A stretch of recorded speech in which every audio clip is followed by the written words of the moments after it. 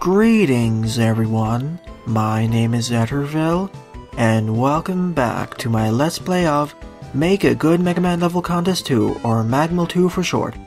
During the last part, I entered the Tier 9 Festival Grounds and completed the first 3 levels, those being Misty Lake, Donut Observation Center, as well as Rat Gravity. So off screen, I did 2 things. First, I purchased the newly unlocked Marissa costume from the costume shop for 350 bolts. You unlock this by completing Misty Lake. Also by completing Misty Lake, we unlock this NPC, the Cerno NPC.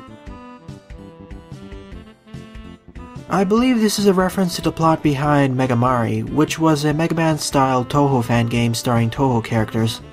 And Marissa was one of the 2 playable characters, hence why she's a playable character here, or an unlockable costume. All of her weaponry and utilities are the same with the exception of the Rush Jet, where instead of summoning the dog, we summon Marissa's broom. After all, she is a witch. What I find odd is that we can actually summon Rush Coal and it summons Rush. I was hoping that we'd have an elastic broom or something.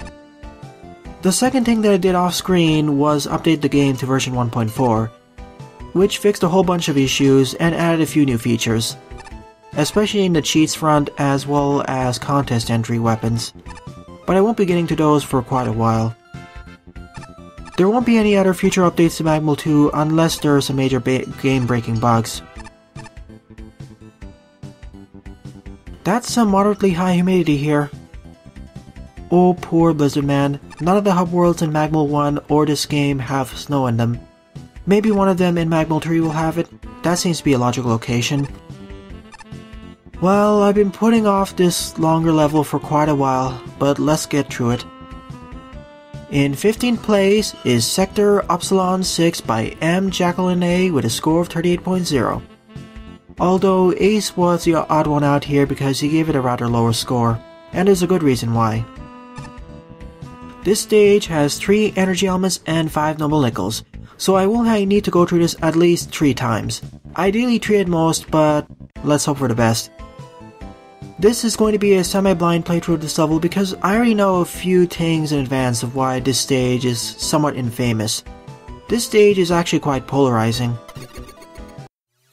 One of the main reasons behind this is that out of all the entry stages, out of all 81 of them, this is the longest stage by far. Even though it doesn't have as many screens as Escape Sequence had, which had over 80 or 90 of them, this is by far longer due to all the collectibles. That's why it's the highest ranking stage that has a skip teleporter. The last stage that had a skip teleporter was all the way back in Tier 4. It was either a poorly named level or Neon Man, I forget which. The main gimmick behind this stage is the gravity switching and it's omnipresent. It's done a lot better than a maze is significantly less dead back in Tier 5 or Tier 4. But boy, does it take quite a while to complete. I'll get around to talking about the other problems about this stage, or one of the largest ones that I was warned about, once I get up to it. But first, let me explore what's on the left. Also of note is that the scrolling is a bit slower. Okay then, I want to collect that 1 noble nickel over there, but I need to go down this spike shaft.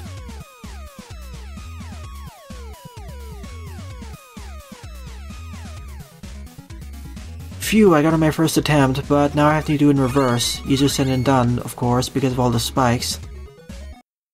Because stuff like that can happen. It kinda reminds me of Vinny Vicky from VVVV, or whatever that large segment was, where we had to go through a series of spike shafts and then do it in reverse. Similar to here, but a lot harder. Because back in that game, the scrolling was non-existent, it instantly transitioned to the next screen, but here we have a slow transition to react to stuff coming up, which I do appreciate. It's the corners of the spikes that cause most of the problem and what I'm most worried about. But once I pass that one, I'm all in the clear. And now I can collect the noble nickel. But of course, I need to go back down over there because I need to access the next part of the stage. After all, there are 3 exits in this level. And of course, because the spike hitboxes are inherited from Mega Engine, they're a bit larger than they were in the NES. So those corners can be a bit of a problem. So let's go to the right, it looks suspicious. And I was right. Oh goody, an auto-scrolling segment with gravity switching. And spikes, of course. I better keep my super arrow equipped just in case.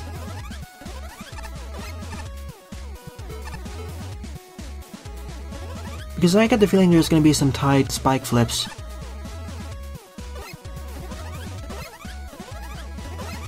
Oh boy. I was expecting that to happen sometime. That's why I wanted the super arrow out.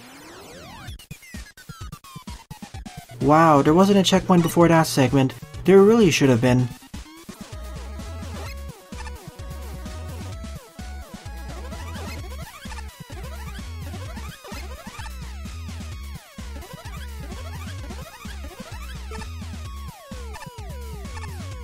After 10 failed attempts, I made it past that segment.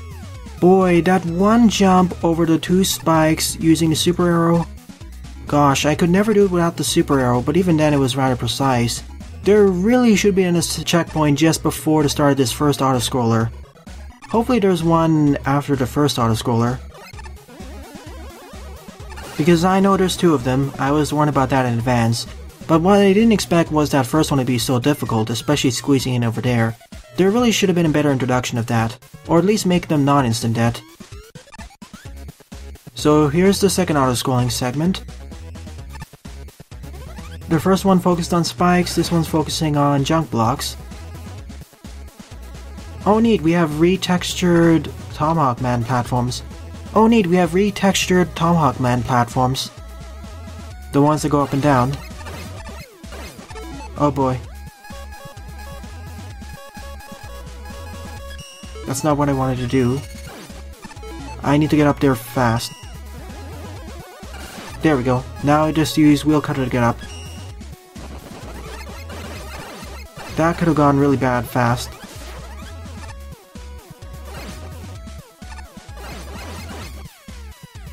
That could have gone pretty bad as well.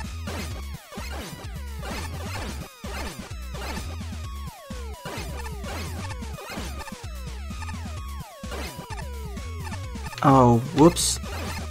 Well, that was my fault. At least there's a noble nickel. Kind of expected to die a lot in this stage, but not that much in this pathway alone. Hopefully the other pathways aren't as difficult as this one.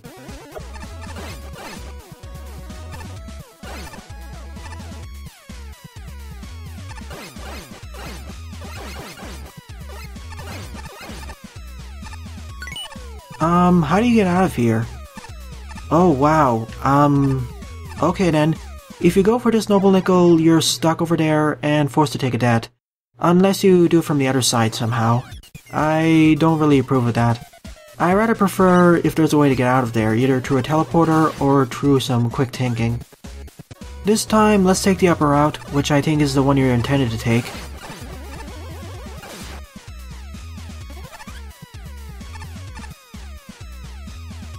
I just gotta be a bit careful there so I don't end up falling into the spikes. That would be really bad. Considering my difficulty earlier, I don't want to take any chances. Super Arrow is working wonders in this type of stage though.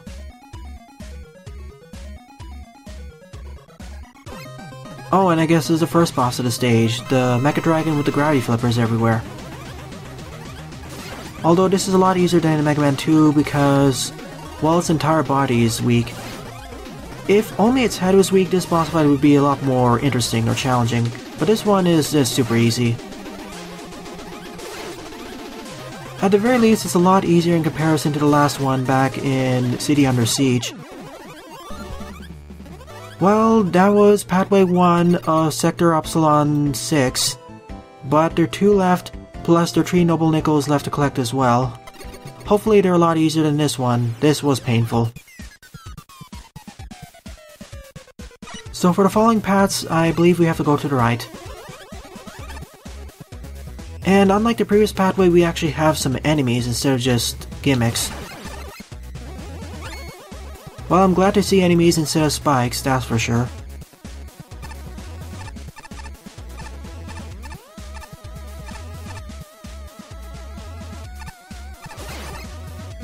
And apparently an upgraded Buster Shot can just one-shot all of those shield attackers. I guess we'll reach this point from somewhere else. And by flipping the gravity over there, we can reach this area. It almost seems like taking that first pathway like I did over there with the auto-scrolling, you're intended to go to this pathway first, then that one, because this is a better introduction to gravity flipping as well as the Tomahawk Man platforms. Or gravity platforms. Aha, and there is the first collectible of this stage. Scattered throughout this stage are 6 trinkets, similar to the ones in VVVV. In fact, they have the same graphic and same sound effect when you collect them. You need all 6 of them in order to access one of the pathways that ends the stage. But there's a huge problem with them, which I'll get to once I get to the crossroads.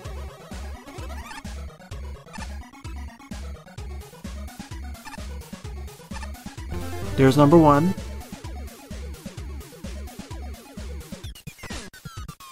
I do like how they share the same graphic and sound effect as VVVV.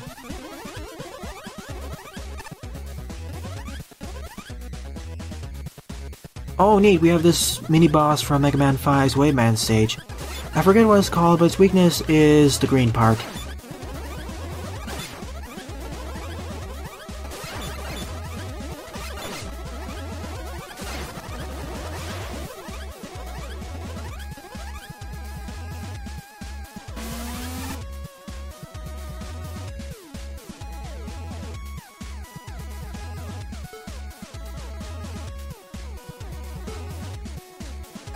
Alright, that describes one of the problems about this stage, but I'll get to it once I get to the crossroads, which are right over here.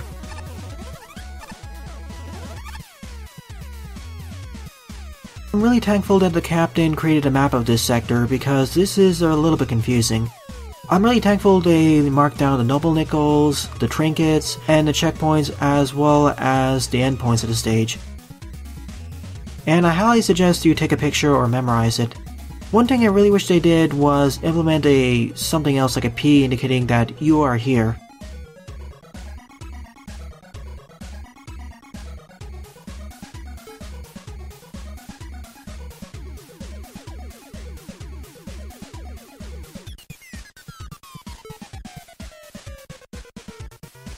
Okay, we cannot reach the purple sector from here, good to know.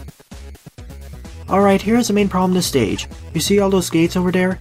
Each one of them is opened as you collect one of the 6 trinkets, and in order to access the pathway on the bottom right, you need to collect all 6 of them. The main issue over here is that once you complete the level, your trinket collection progress is reset. The number of trinkets you collect is not shared between playthroughs. So if you decide to take one of the other pathways, and you don't unlock all the doors or don't complete the trinket pathway, you have to recollect all the trinkets again at once.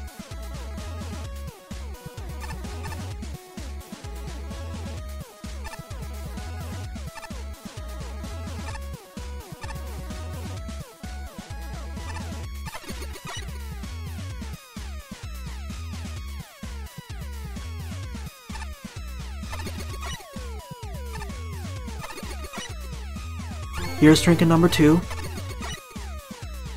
2 trinkets are located in the orange subsector, and the other 2 ones are located in the green subsector.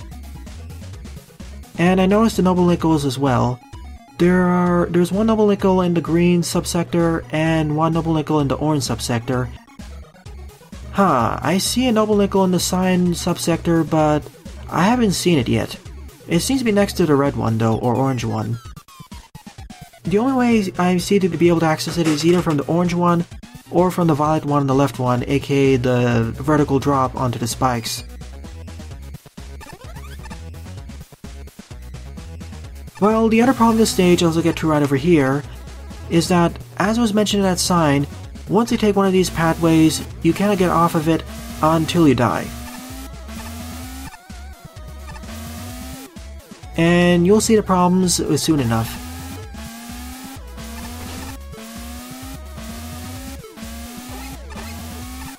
The upper pathway focuses on gravity switching gimmicks as well as Yoku blocks.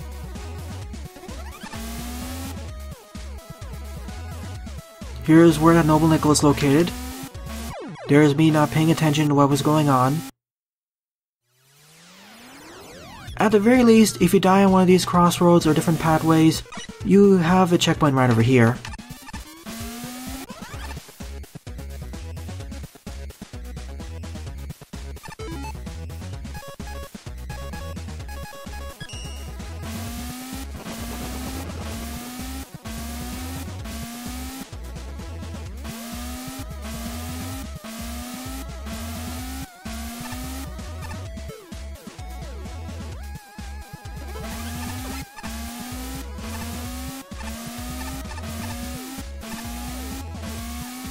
Super Arrow is working wonders in this stage, as well as the energy saver.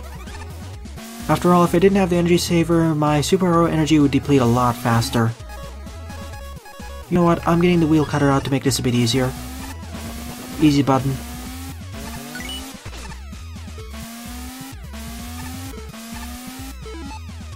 So that's 3 down, 2 to go in terms of Noble Nickels.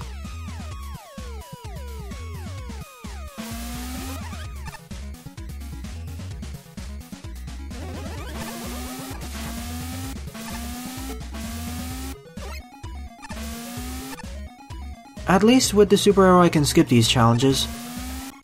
And there's the third trinket.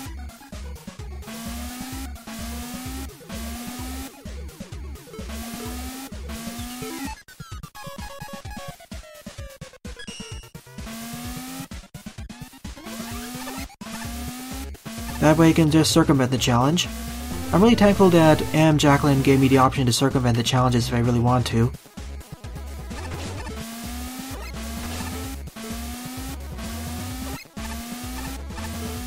So let's see what's behind this corridor. I wish the stage actually had more graphics other than the black ones. It's kind of hard to distinguish where the bottomless pits are. After all, they could either be above you or below you. And there's no distinction because everything's black. What I really like is how well the gravity switching gimmicks are integrated with the Yoku Block puzzles.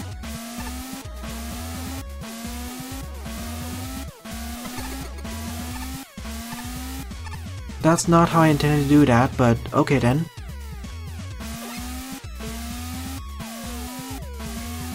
I need to get up there somehow. That works.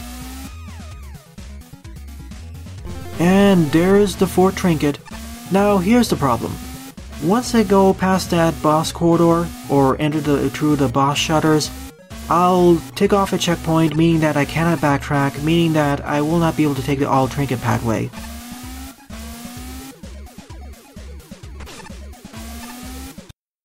So effectively, I'm forced to take a dead over here.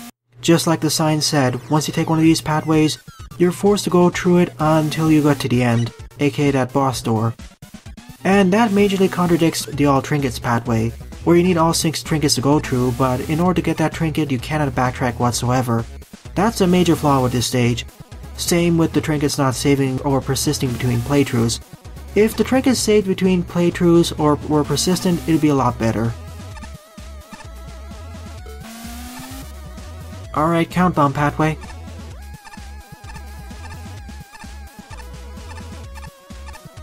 Whereas the upper pathway or the orange subsector focused on the gravity switching and Yoku blocks, this one is focusing on gravity switching and count bombs.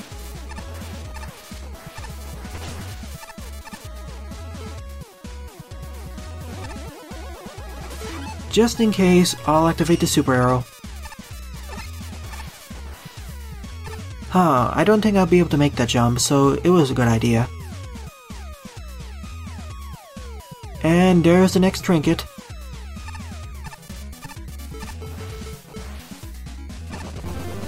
I don't think I'd be able to squeeze in if I didn't use the wheel cutter there.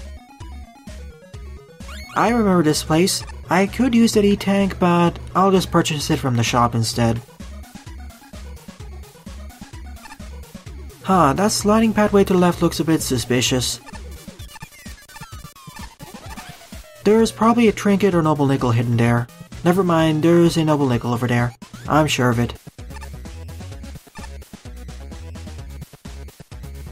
And yes, count bombs, so I better switch over to the flash stopper quickly.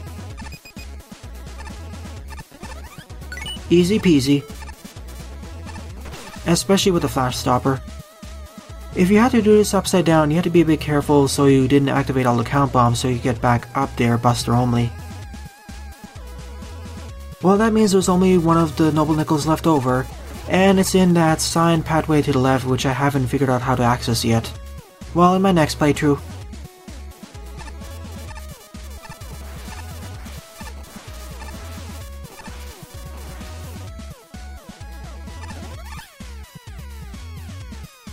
Alright, time to do this in reverse. Not taking any chances there. And I will take a dead over there because I get the impression that up that upper pathway on the right side, it'll lead to the same set of boss shutters leading to the same boss corridor. And just like the sign said, I will not be able to go back to this checkpoint once I get to that boss corridor, so I'll be forced to replay the stage and recollect all the trinkets. Nonetheless, I have all 6 trinkets, so time to take the all trinket pathway.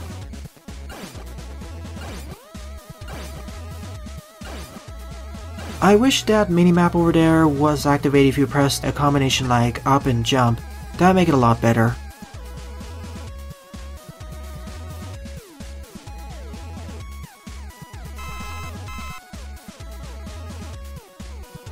Well, the only life forms here are robotics.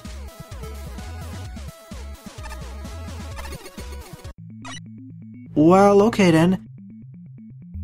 I didn't expect to have this much of a tribute to VVV. Oh sure, this stage just before was already a better tribute to VVV and all of his gravity switching shenanigans in comparison to a maze is significantly less dead. But I didn't expect this to just take the entire stage, or stage aesthetics from VVV, what with the text as well at the bottom. This is definitely a change in scenery. So definitely more style points in favor of M Jacquelinae. And the rewards for collecting all 6 trinkets is well worth it. I have a hunch of what the captain is now, or who the captain is. Shout out to Simple Flips. Well, I didn't expect to see it here.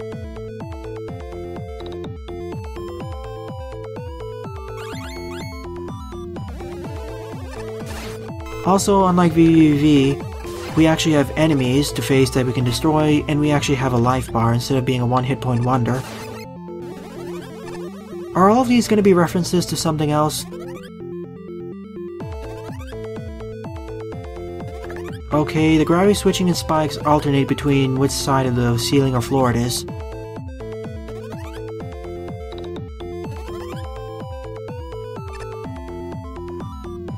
Oh neat, here are all the different tile colors that were present in VVV, in all the stages that is. All the 6 main areas.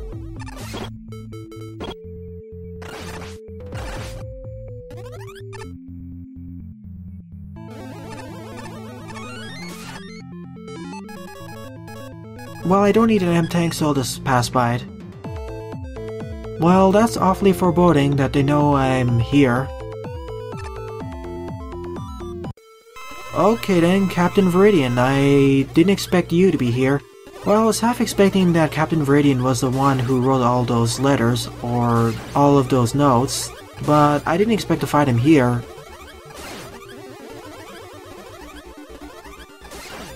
Only one attack though, firing those 3 orbs.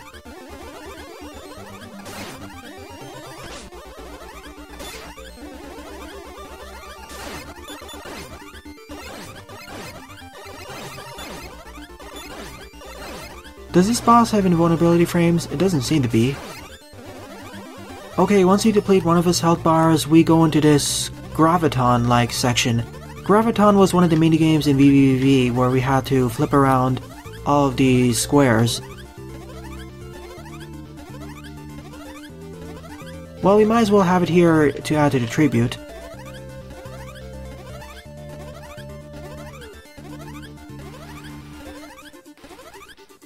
Neat, I did it damageless. Does Captain Viridian have any other attacks? It'd be nice to see them.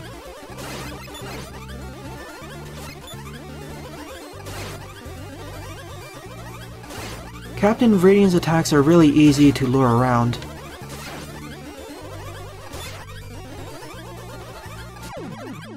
Well, okay then, that was easy. Nope, nothing to the left there. I was hoping there'd be something.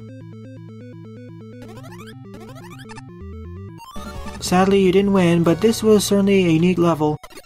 Even with all those things I complained about earlier, I still like this stage.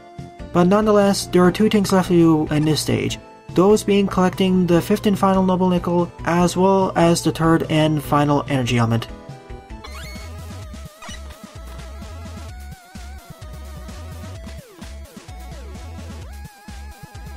Aha! I was wondering why there was one spike block sticking out over here. In fact, this is the entrance to the science subsector, where the gimmick of this one, or the sub-gimmick, are the Chillman blocks. I really like how each of the 4 sectors or pathways have their own unique gimmicks that are mixed in with the omnipresent gravity switching gimmicks. For the upper pathway that led to the Mega Dragon, that was the auto-scrolling, as well as the junk blocks. For the green subsector, that was the one with the Yoku block puzzles. Well, I think the upper one was the orange one. For the green one below it, the focus of that one was the count bomb puzzles. And for this one is the Chillman blocks.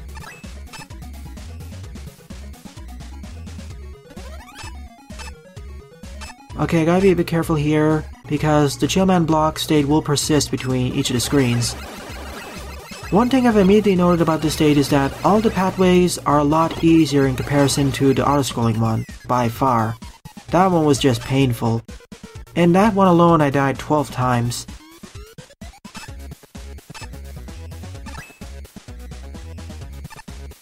Okay, same thing here, I need to make sure not to crack too many blocks. I could just use Rush Jet in order to circumvent this challenge, but I'd rather do it legitimately. Or at least get to that side.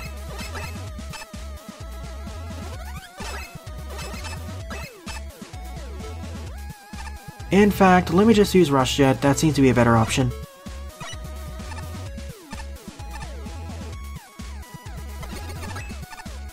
If I can summon Rush Jet properly. I was jumping there, but it didn't register. Strange. Perhaps the Chillman block shattering ate my input?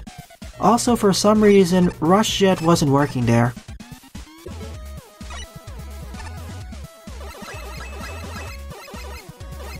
And there's my aforementioned easy button to circumvent that challenge.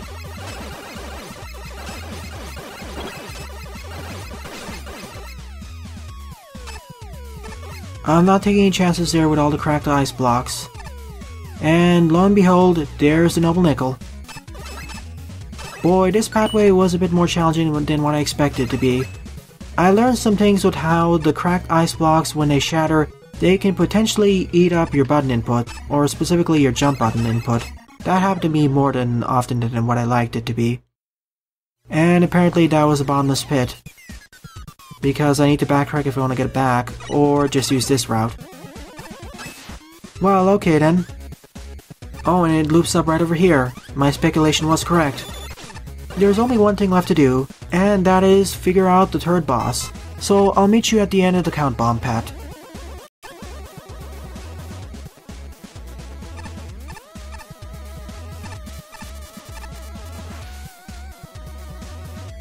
Oh.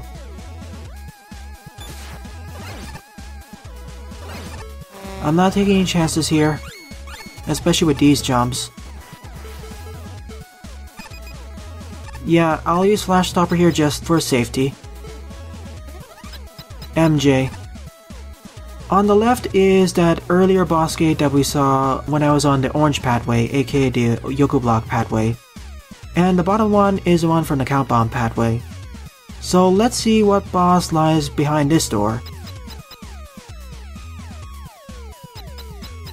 Oh, it's just regular Gravity Man. Yep, regular Gravity Man from Mega Man 5.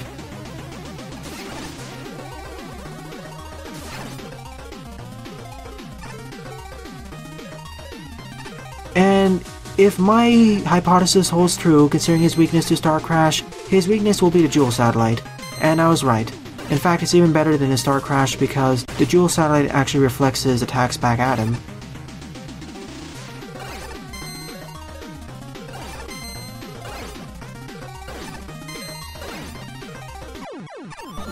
So that's the end of the third and final pathway of Sector Upsilon 6. In retrospect, this stage didn't turn out to be as bad as I expected to be. From what people were telling me or informing me, I thought it was going to be much more painful.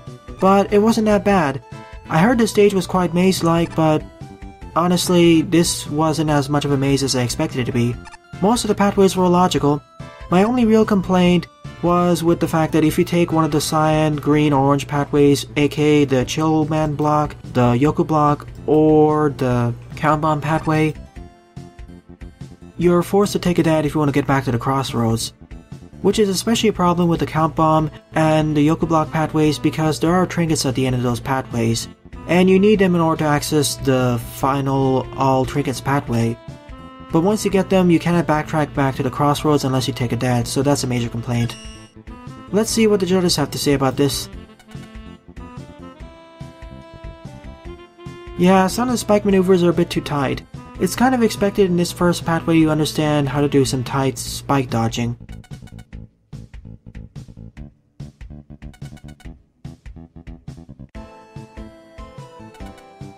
The first auto-scrolling did have some rather precise spike dodging. I died several times until I was able to activate the super arrow at the correct time.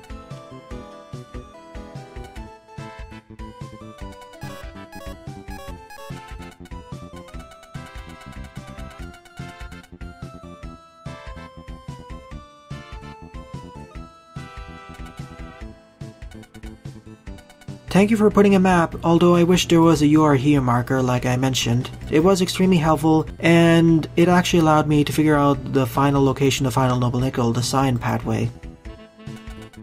The gravity switching was done really well over here, and I like how, considering it was an omnipresent gimmick, I liked how each of the sectors, or individual sectors, added in their own individual gimmicks. Although I wish each of the sectors actually had their own unique aesthetic or colors so you wouldn't get confused. And I wish the background wasn't just pitch black so you can better understand where pits are. And as I mentioned near the beginning, this stage does a better job at referencing VVV as well as being a tribute stage in comparison to Tier 4 or Tier 5's maze is significantly less debt. I just wish the fight against Captain Viridian had one extra attack, especially in the second phase because otherwise it's really easy to lure away the tree projectiles.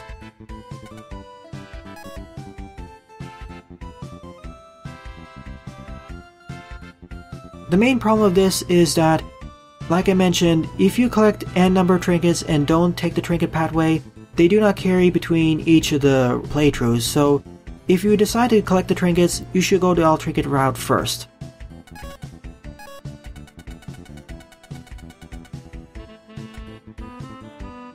The top route was rather difficult. I wouldn't call it insanely, but very difficult. Oh boy, before the game was optimized per its move to GameMaker Studio, apparently reloading the stage took 10 seconds, which could be super annoying and painful if you took the upper pathway. It's a good level, yes, but it's brought down by some of the difficulty, checkpoint placement, like what we saw in the upper pathway, and the expectation that players already understood some things, aka difficulty spikes. It resembles half of a game in some regards, or maybe a full Flash game with all the exploration. It's definitely an exploration-based stage if I were to categorize it the same way as I categorize Mega Man Maker levels.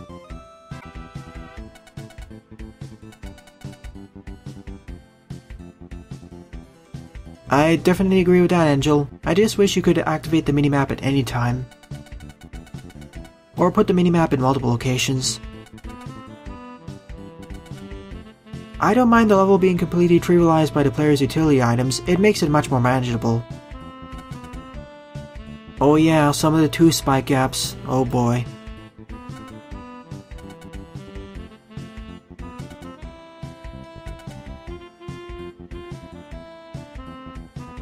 I really wish it also saved trinkets across playthroughs. Or at least save them per game session. That's possible with global variables after all. It's very creative, very expansive, one of the most expansive stages, but it just takes so long to get all the noble nickels, all the trinkets, and all the energy elements. And several areas, especially the top pathway, and to a lesser extent the Cyan pathway, aka the ice block segment, required trial and error and extremely precise movement. Ah yes, the one in the upper pathway. I don't know how to get it without dying. And that's also another huge problem with the level, there are various points of no return. That's a big no-no considering that you need those trinkets if you want to unlock the all trinket pathway. But in order to get back from the point of no return, you're forced to die. That violates player instincts. At least put a teleporter either in the boss corridor or just before it. Or make it so they can get back from the point of no return.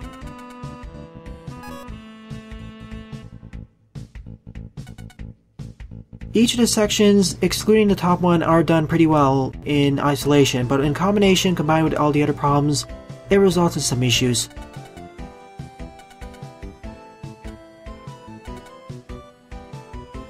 Yes, this stage has a lot of spikes that are instant dead.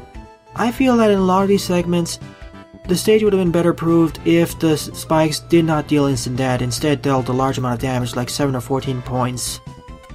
Or at least make the skull helmet work so you have a spike guard.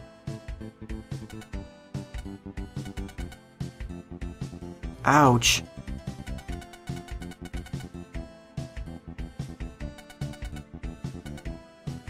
The stage aesthetics as well as background should have been colored to indicate which section you're in, or sector.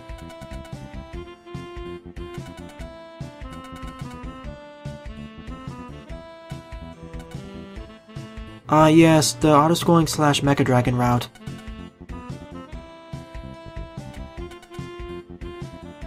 And there's a strict time limit, plus you need to do it precisely, which causes some issues. Plus, most players aren't used to that type of gameplay or that experience of Mega Man. And the other major problem is there's no checkpoint between the spike drop and the first auto-scrolling segment. There really should have been one. Like I've mentioned repeatedly in my Mega Man Maker LP series, the more difficult the stage is, the more checkpoint density there should be, and this stage kinda fails in this, for the upper pathway. I mean, there is a checkpoint between the first and second auto-scrolling segments, which is good.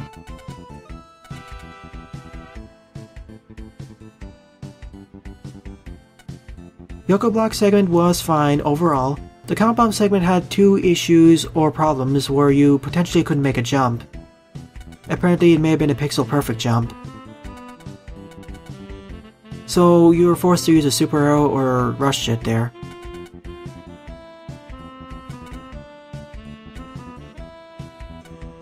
Definitely, players aren't expected to die in order to collect collectibles. That really goes against player instincts. And unless this stage was designed to be a medalist type stage, which it probably isn't, that's a no-no. I mean, it's not like the player gets trapped behind force beams and it's due to the player's fault, like they weren't fast enough like in Force Man stage. Here it's getting past the point of no return, which is another big no-no. At least the end stage after the trinket collection is good, and it's a nice reflection on VVVVV. And the boss should have had at least one or two more attacks. This stage has a great concept, but the execution is problematic and annoying. With all those 3 or 4 major problems taken into consideration, well, I'd probably give this stage a 37.5 or 38. I'd actually place this back in tier 8 or, well, upper tier 8 or lower tier 9. Because of those major problems, it really kind of drained the fun out of this level. Imagine if you had to play through this stage multiple times or didn't have as much free time to play this in one session. That would cause several huge problems. But alas, this stage is done. It wasn't as bad as what I expected it to be. It was built up to be something a lot more painful, but it wasn't as bad. It wasn't as maze-like as what I expected it to be. It only took an hour at most. So in the next part, I'll delve deeper into the festival grounds. Well then, thanks for watching and have a nice day. Toodles!